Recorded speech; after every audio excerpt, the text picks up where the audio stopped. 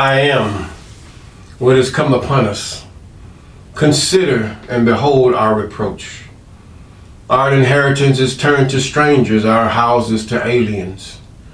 We are orphans and fatherless, our mothers are widows. We have drunken the water for money. Our wood is sold unto us. Our necks are under persecution. We labor, we have no rest. We have given the hand to the Egyptian and to the Assyrians to be satisfied with bread. Our fathers have sinned and are not, and we have borne their iniquities. Servants have ruled over us. There is none that deliver us out of their hand. We got our bread with the peril of our lives because of the sword of the wilderness. Our skin was black like an oven because of terrible famine. They ravished the women in Zion and the maids in the city of Judah. Princes are hanged upon by their hands. The faces of the elders were not honored. And they took the young men to grind, and the children fell under the wood. The elders have ceased from the gate, and the young men from their music. The joy of our heart has ceased, our dance is turned into mourning. Our crown is fallen from our head. Woe unto us that we have sinned, for our heart is faint, and for these things our eyes are dim. Because the mountain of Zion, which is desolate, the foxes walk upon it. Thou, O I am that I am, remainest forever, thy throne from generation to generation. Wherefore dost thou forget us forever, and forsake us for so long time? Turn thou us unto thee, O I am, and we shall be turned. Renew our days as of old. But thou hast utterly rejected us. Thou art very wroth against us. Lamentations chapter 5. Deliver me from the hands of evil spirits who have swayed the thoughts of men's hearts. And let them not lead me astray from thee, my God. Establish thou me in my seed, that we go not astray henceforth and forever. Jubilees chapter 12 and verse 20. Yes, good morning, good afternoon, good evening. You're walking with Mr. Clay, of course. I am Mr. Clay. And also we thank God for this beautiful day. We thank God for the beautiful night of wherever you are. We thank the Most High. Yes, we do. All praises to the name of the Most High. Yes. And we thank God for you and you. We thank God for those of you who have been with us since the beginning. Those of you who have been with us here and there's about popping your head in and out. Yeah, we thank God for you. And we also thank the Most High for those of you who are contemplating subscription. And we thank God for those of you who have just subscribed, calling those things that are not as though they are. Yes, yes, yes. We're still in the book of Job, Job chapter 35, if you prepare. Now, yes, Israel, the entire 12 tribes, as they would say it, the narrative gives, still in captivity, prisoners of war, prisoners of our own sin, prisoners of our own devices. Even as it says in the song Hotel California, prisoners of our own devices. That was a very profound song. Yes, it was very profound. And our devices is really our idolatries. Now, it is taken a little further that we've been taught these idolatries from children. We've been taught these idolatries from the time that Israel said, we want a king like the other nations. You have to realize the words that are saying there, like the other nations. This angered God. This angered God solely. Not that he was angry against the first kings and even up to the last king. No, not Isis. And the Most High wants to reign in Israel. But the only way the Most High can reign in Israel is that they understand what the I am requires of them. I'm not talking about what Israel is its people. It's not the children. You cannot be born again as it puts forth in the New Testament. That's to replace the children of Israel. But you have to be born from the seed of Jacob. Now this has become so confusing because of the fleeting and the mixing and all these other things, but God made it plain. He disregarded the women and their seeds, or should I say their eggs. Excuse me. He disregarded their eggs and said it was the seed line. Some of you go into DNA. This DNA wasn't even thought of back then. The seed line. DNA is just a recent thing that we have really come across that actually identifies, yes, who your mother and father are. Yes, it does. And it's a good tool, especially if you're one of those guys that have impregnated a woman, or your wife is impregnated, that you, with this unaccountable society and all that is happening, yes, DNA is good. But when it comes to DNA, using it for the people to identify who you belong to, what tribe, what people, who's your father, then it really doesn't give you too much of a history. It just gives you a general thing for entertainment purposes only. It says on the back of the package. I never took it, don't want it, don't need it. But the fact is that we're trying to find our way back to God in the wrong way through this DNA thing. Your father should have left. See, this is the reason for dividing the families even more so than before. You see the commingling that is happening even more to confuse people. But the seed of Jacob is through the man.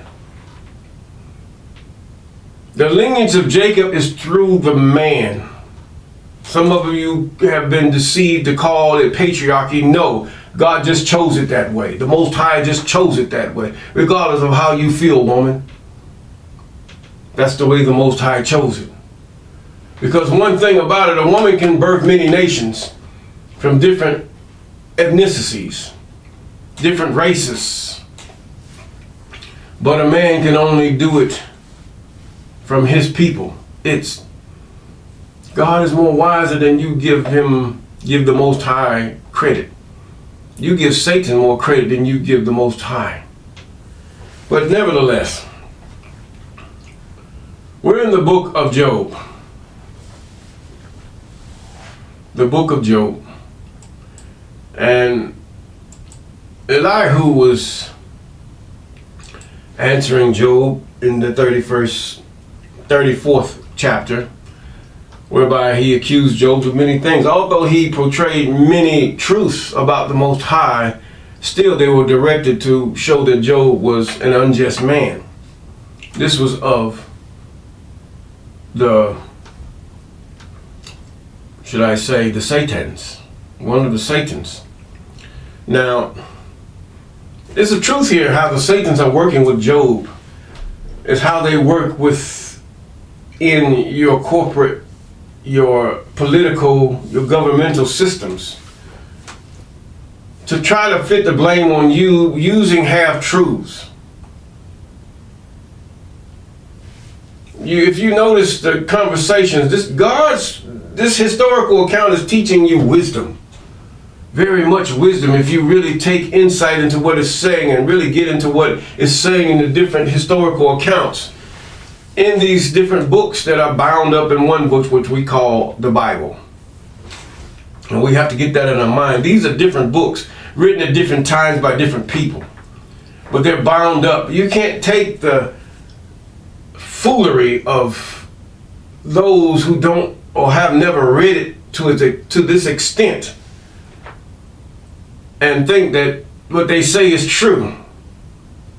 They're looking at a big overview where we're looking at book by book, chapter by chapter. Trying to understand the Most High and how he dealt with these people and how the Most High dealt with these people. Yes, and this is the way we know how to deal with the Satans.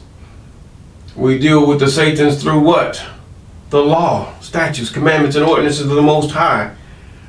They cannot penetrate that because it's nothing but truth and purity and righteousness. Now Elihu was speaking again in chapter 35. Elihu spake moreover and said, thinkest thou this to be right, that thou saidest my righteousness is more than God's?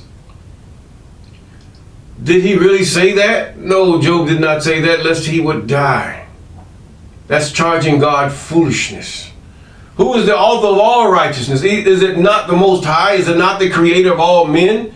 Is it not embedded in the little babies from adult, and you rejected even that which is in you? So God has to go externally through what we call books of the Bible and wisdom to show you what is required of you. For thou saidest in verse 3, what advantage will it be unto thee, and what profit shall I have if I be cleansed from my sin? See, Elihu was very deceptive. And many times you have people that are deceptive. You could look at things that are happening today, how they use these same tactics. In other words, lies. Lies. Verse 2, he's telling a lie. Verse 3, same thing.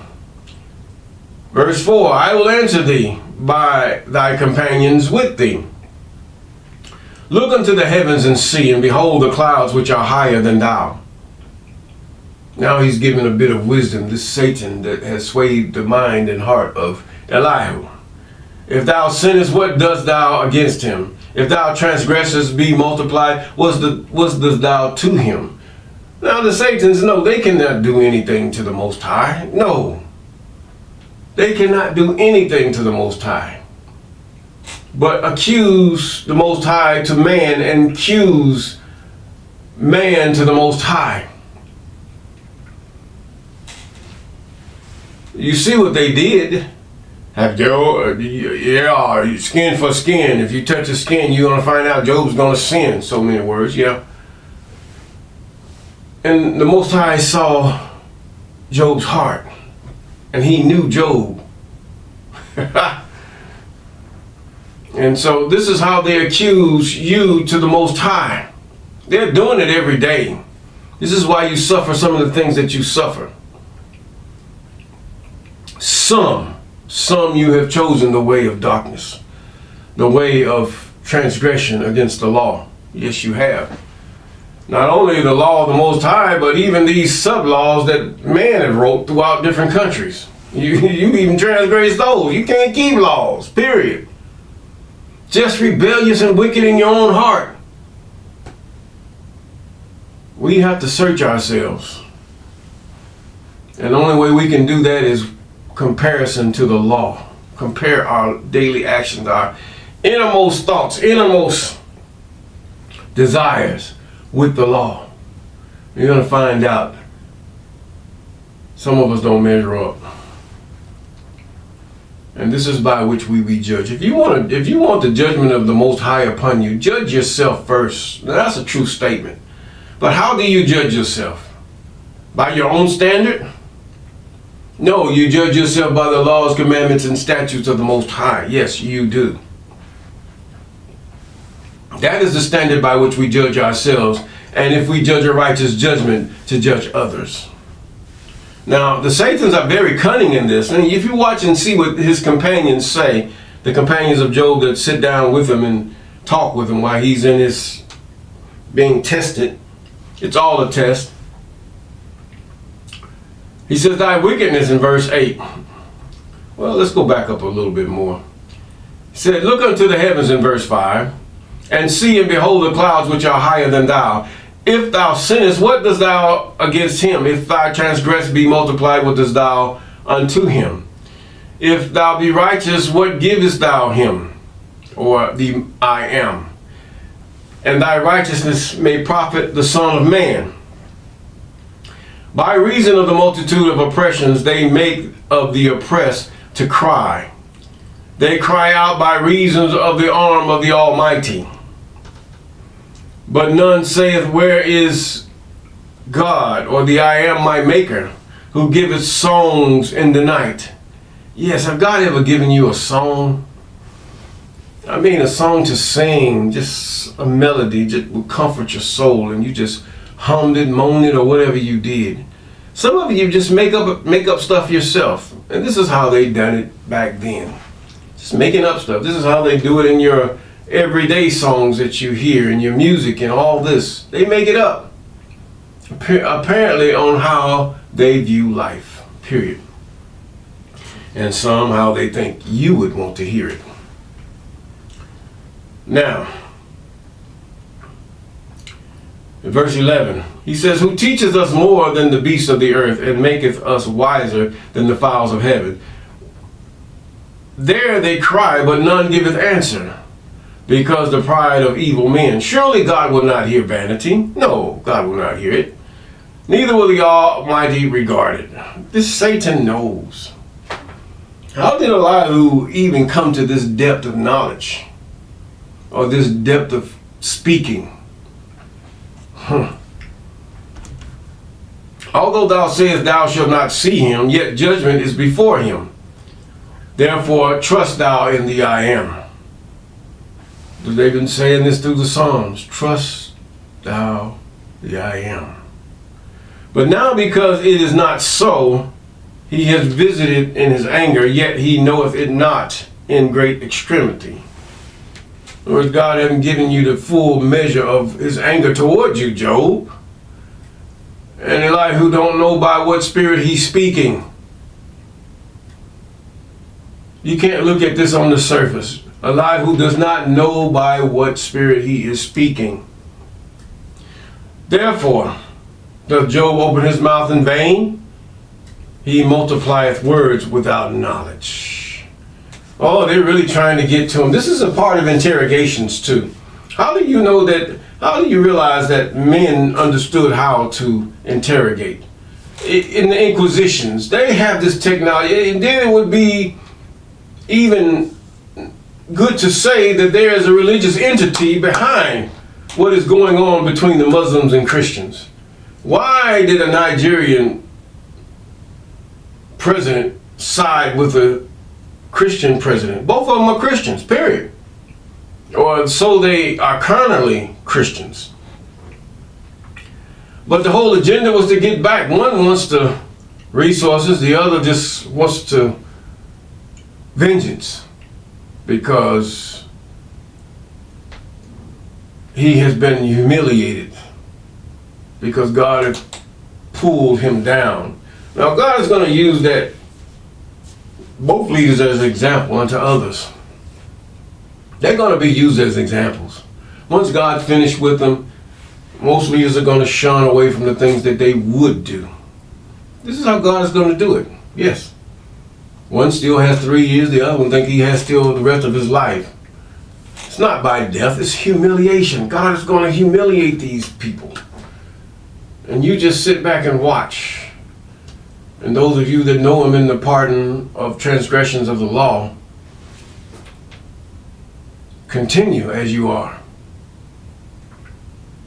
And know that God has your back and has your front and side. God is never behind you. God is always before you. Before you even go into battle, before you even speak a word, the Most High has already prepared the way. We don't have God to walk by our side. We don't have God to walk behind us. Let me correct myself. God is always before us. But we must see to walk that way, and before us lies the commandments, statutes, and ordinances of the Most High. For if we walk in them,